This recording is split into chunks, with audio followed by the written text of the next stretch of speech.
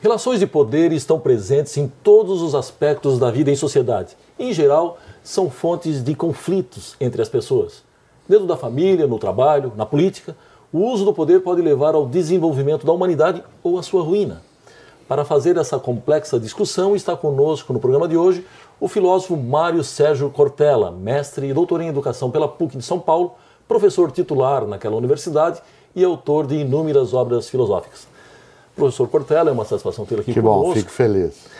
Bem, as relações de poder, elas estão presentes em praticamente todo o relacionamento humano, individual, relacionamento coletivo. Eu pergunto, o exercício do poder, ele sempre gera conflito? O que seria mais saudável para um líder, o conflito ou o confronto? Nós temos de lembrar, antes de mais nada, que só existe relação de poder porque humanos somos no plural. Não existiria a ideia de poder se fosse só um único humano. Certo. Como nós somos homens e mulheres em multiplicidade, aquilo que os antigos chamavam de multitude, né, uma profusão, e cada um e cada uma de nós tem na vida autonomia, propriedade sobre si mesmo ou sobre si mesma, e como nós temos de viver em harmonia, minimamente, é necessário que o poder se estabeleça, ou do ponto de vista da organização da vida, ou como um risco até para essa organização. Certo. Ora, nesta direção, a convivência costuma gerar conflito. Por exemplo, numa família, o conflito vem à tona. Divergência de posição, qual o horário para se alimentar no domingo, a televisão fica mais alta ou mais baixa, se está frio, um quer cobertor, o outro não quer. Conflito é parte inerente à convivência, é diferente de confronto. Confronto é a tentativa de anular a outra pessoa. E do ponto de vista mais sério, o conflito ele é positivo quando ele leva a uma melhoria da condição de convivência. O confronto é sempre negativo, porque o confronto leva à busca de anulação da outra pessoa, da outra ideia, e, portanto, ele é esmagador. No conflito se busca convencer, no confronto se busca vencer. E desse ponto de vista, né, o conflito faz parte da vida, mas ele em nenhum momento deve, embora aconteça, ele deve se transformar em confronto. No confronto há perda, no conflito há mudança. Muito bem, professor. Se nós aceitarmos que a história se constrói de forma dialética, esse conflito entre quem detém o poder e quem é submetido a ele poderia resultar, digamos, numa síntese benéfica para o conjunto? Toda a história da humanidade é uma situação processual. Essa situação se dá o tempo todo entre o novo e o velho, na chamada dialética novo-velho, no qual o novo já está contido no anterior. E aí a gente avança, a gente cresce, a gente progride. É preciso lembrar que a palavra progredir, evoluir, ela é uma palavra neutra. Câncer também evolui, problemas também progridem. É uma mudança de estado. Agora, se nós entendemos que é para melhor, eu suponho cada vez mais que esses conflitos que nós vamos tendo de ideias, de posturas, de posições, eles podem conduzir a uma melhoria da existência. Mas, quando eles, tal como nós falávamos há pouco, se conformam e se transformam em confronto, isso leva a um retrocesso da nossa condição de vida. Eu gosto muito de imaginar uma coisa, aproveitando que eu sou também da área de teologia, na PUC São Paulo, os cristãos afirmam que Jesus de Nazaré disse uma frase fortíssima, que eu acho magnífica, em que ele teria dito: quero que tenhais vida e vida em abundância. Não é mini-vida, não é sub-vida, é vida em abundância. Para que a vida seja abundante, o poder tem que estar a serviço da vida. Não pode ser um poder que serve a si mesmo. Certo. Eu brinco sempre, um poder que se serve em vez de servir, esse é um poder que não serve. A tarefa do poder é servir, não é se servir. Desse ponto de vista, a dialética, o movimento de reciprocidade dos conflitos, ele tem que ser o poder a serviço da vida em abundância. Se ele se torna a anulação, ele aí é um poder que serve a si mesmo, e aí ele é deletério, ele é maléfico, ele é negativo. Bem, professor, na sua opinião, em se tratando de política, o que legitima o poder? A aceitação consensual por parte da sociedade ou a força de coerção, ou os dois?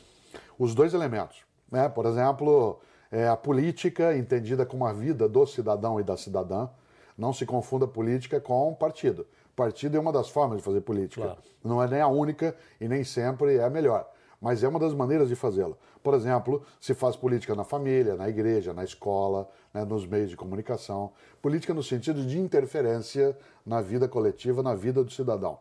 No campo da política, isto é, da organização da polis, da sociedade, como diriam os gregos, da cidade, da polis, a convivência harmoniosa, ela é um objetivo, mas muitas vezes nós não temos isso como ponto de partida. Certo. Isso é o que nós desejamos chegar. Muitas vezes o consenso é obtido, em outras vezes não se tem o consenso. O consenso seria sempre uma coisa apreciável, mas ele não é sempre possível. Várias vezes, por exemplo, é necessário descartá-lo. Vou pegar um exemplo concreto. Políticas discriminatórias negativas. Não se pode ter consenso em relação a elas. Elas têm que ser tiradas fora. O nazismo teve de ser vencido. Não era apenas um conflito. A posição nazi-fascista de humilhação do outro, da eugenia. E as políticas discriminatórias positivas, as chamadas positivas. Essas positivas têm que ser agregadas às sociedades. Elas produzem, inclusive, polêmica. Por exemplo, a temática das cotas, a inserção de pessoas despossuídas em alguns mecanismos, a utilização, né, de ferramentas de proteção às minorias políticas. A Lei Maria da Penha. Claro, a mesma coisa. Você imaginar isso em relação às mulheres, isso em relação ao cuidado em relação àqueles que têm alguma deficiência. É preciso, nesta hora, criar o lado positivo disso. Mas a humanidade precisa sim ter como foco a vida e abundância. A gente diria assim, mas isso é uma utopia. Eu diria ainda bem. Né? Significa que a gente é capaz ainda de sonhar, ainda de acreditar, ainda de crer naquilo que Paulo Freire, o estupendo educador pernambucano, chamava de inédito viável. Isto é, aquilo que ainda não é, que portanto é inédito, mas que pode ser, que é viável de construir. E eu acho que uma coisa viável é a vida em abundância. Bem, professor Cortella, nós precisamos fazer um rápido intervalo, nós voltamos em seguida. É um minuto só.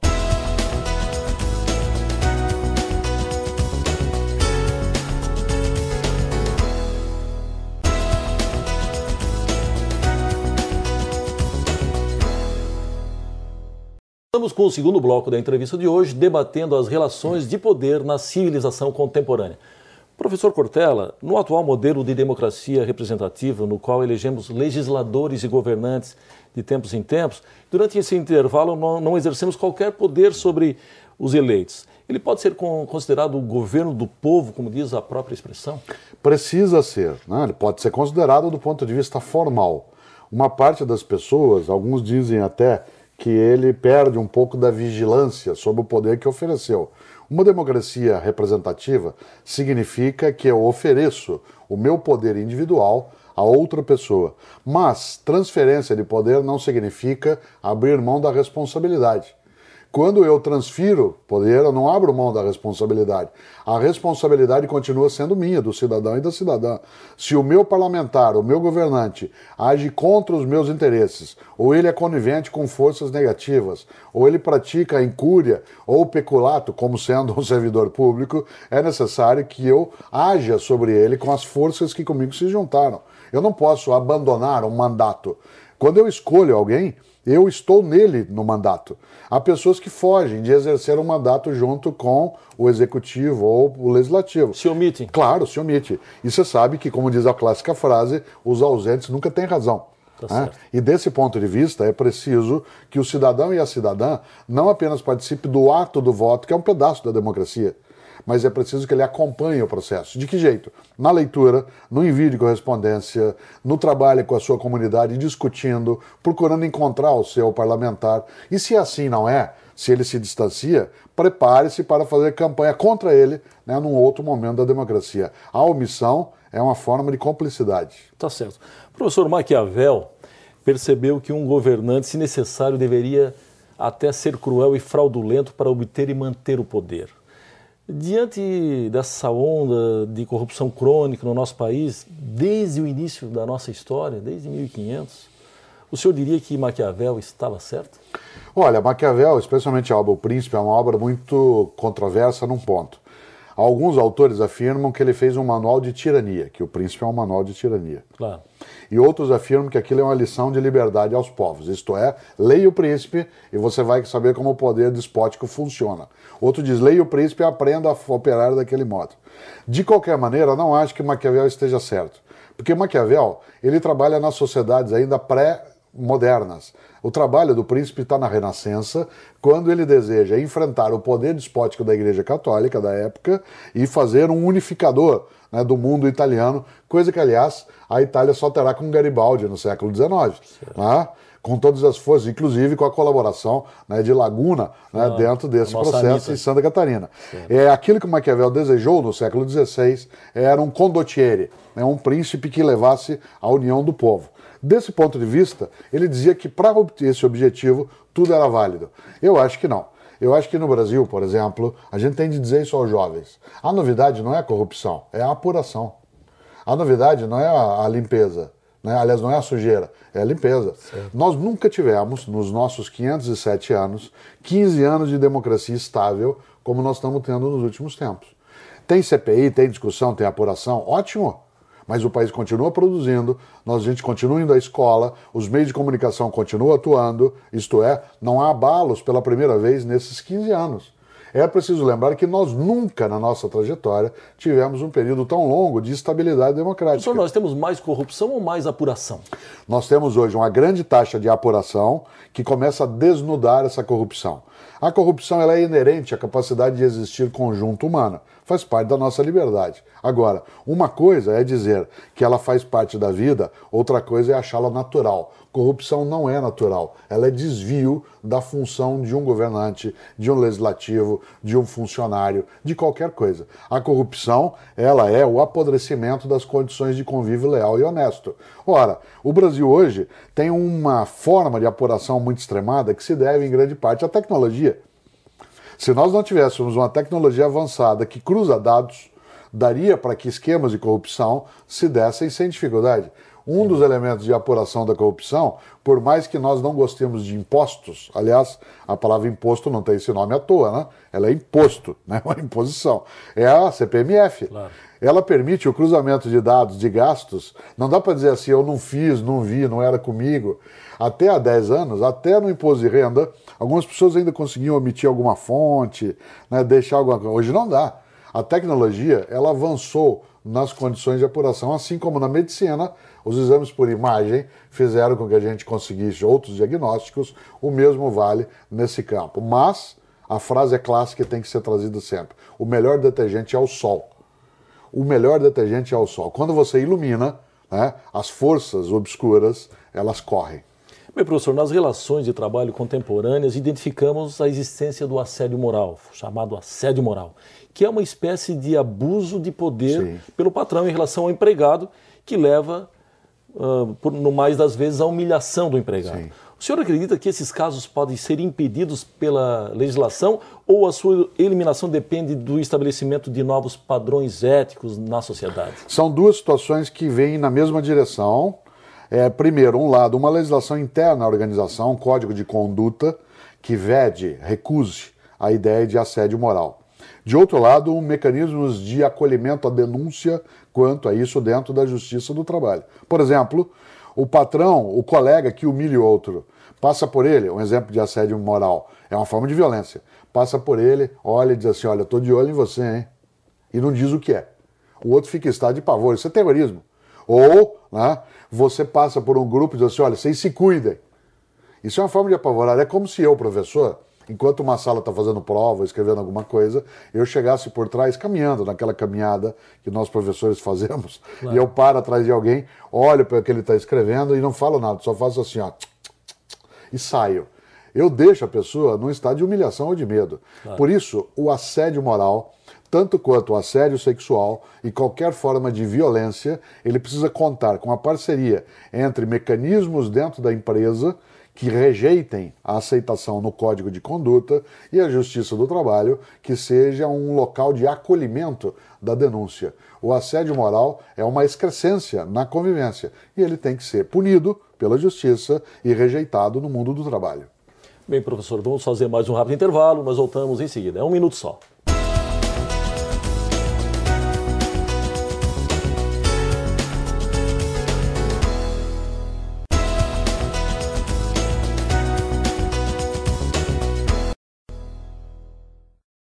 Chegamos ao último bloco da entrevista de hoje, debatendo as relações de poder com o filósofo Mário Sérgio Cortella. Professor, o senhor costuma dizer que o serviço público ele padece daquilo que chamamos de síndrome do possível. O que o senhor quer dizer com isso? Pois é, no Brasil é muito forte isso. Síndrome do possível é assim. Você vai a um mecânico e diz, olha, meu carro está com um barulho estranho. Ele diz, vou fazer o possível. Você vê às vezes a um médico e diz, olha, eu estou com uma dor no pâncreas. Ele diz, vou fazer o possível. Você recorre a um governante ou alguém do judiciário, olha, eu estou precisando de tal coisa, vou fazer o possível. É preciso saber distinguir o possível do melhor. Eu tenho um livro pela editora Voz que se chama Qual é a Tua Obra? Inquietações propositivas sobre gestão, liderança e ética. E lá eu faço uma reflexão em torno dessa temática. Nesta hora nós temos de aprender com os norte-americanos. Não é tudo com eles que a gente aprende, não é tudo deles que a gente rejeita. Mas uma coisa temos de aprender. Você pede uma coisa para o norte-americano, ele diz, I will do my best. E não é uma diferença de idioma, é uma diferença de atitude. Vou fazer o meu melhor. Chega no mecânico, olha, meu carro tá, vou fazer o meu melhor. Claro, a ideia de fazer o melhor é procurar aquilo que aperfeiçoa, o que pode ali ser feito. Ficar no possível é repousar no óbvio. E quando a gente pensa em poder, é tarefa do poder, o poder político, o poder judiciário, o poder familiar, o poder docente, o poder da mídia, é necessário que a gente seja capaz de servir. E servir a comunidade exige fazer o melhor e não o possível. No possível, descanso. No possível, repouso. Isso é um perigo. Uma sociedade como a nossa não merece que a gente fique no possível. É preciso, sim, ir atrás do melhor. Por isso, todas as vezes que alguém diz assim, eu faço o que eu posso, talvez a frase deva ser, faça então o que deve. Se você vinha fazendo até agora o que você pode, comece a fazer agora o que se deve. E o que se deve é fazer o melhor e não apenas descansar naquilo que é obviedade. Eu escutei essa frase pronunciada por vários atletas dos Jogos Pan-Americanos que estão se preparando fora do Brasil. Dizendo que é preciso fazer... Eu dei o meu melhor. Fiz o meu melhor. É preciso ir atrás do melhor. Porque o melhor é aquilo que constrói a posição mais adequada. O possível é o descanso. Já imaginou? Você e eu, quando nós éramos pequenos, às vezes a gente chegava com uma nota não tão boa, né, lá no boletim da escola, aí o pai dava uma bronca, ou a mãe, a gente falava, eu fiz o possível. Não, fazer isso é pouco. O possível é pouco. Uma pessoa cresce na profissão, na vida, na política, ela cresce na ideia de vida quando ela é capaz de procurar o melhor, e não o possível. O possível é muito cômodo. Vez ou outra, o possível se aproxima da mediocridade. Isto é, fazer o mínimo básico. Né? É aquela brincadeira da escola. Deu para passar, então eu fiz. Quanto que era para tirar? Era só aquilo. Isso é contentar-se com o empobrecido. Quando vida humana é ir atrás do pleno e não do empobrecido. Professor, o senhor estava falando há pouco que a finalidade do poder é servir. Um poder arrogante, ele pode cumprir essa finalidade? De forma alguma, porque a arrogância ela é a exclusão do serviço. O poder tem que ser humilde. Humilde é diferente do subserviente. Subserviente é aquele que se abaixa a qualquer coisa. Humilde é aquele que sabe que não sabe tudo, que sabe que não tem qualquer poder, que não venha da coletividade. Humilde é aquele que sabe que aprende com o outro. Humildade é uma virtude. Claro, a pessoa humilde tem que ser orgulhosa do que faz, mas ela ser orgulhosa em nenhum momento deve colocá-la na posição da soberba, aquele que ele acha que ele é o único modo de ser humano. Ao contrário, eu vou insistir sempre, a tarefa do poder é servir. Um poder que, em vez de servir, é um poder que se serve, esse é um poder que não serve. E desse ponto de vista, a arrogância é uma maneira de obter distância do outro. Achar, inclusive, que a outra pessoa, ele é talvez menos de sujeito de direitos, por causa da escolaridade dele, do sotaque que usa, da religião que pratica. É como se ele fosse um menos humano. E não é verdade. A arrogância, ela é um vício, não é uma virtude.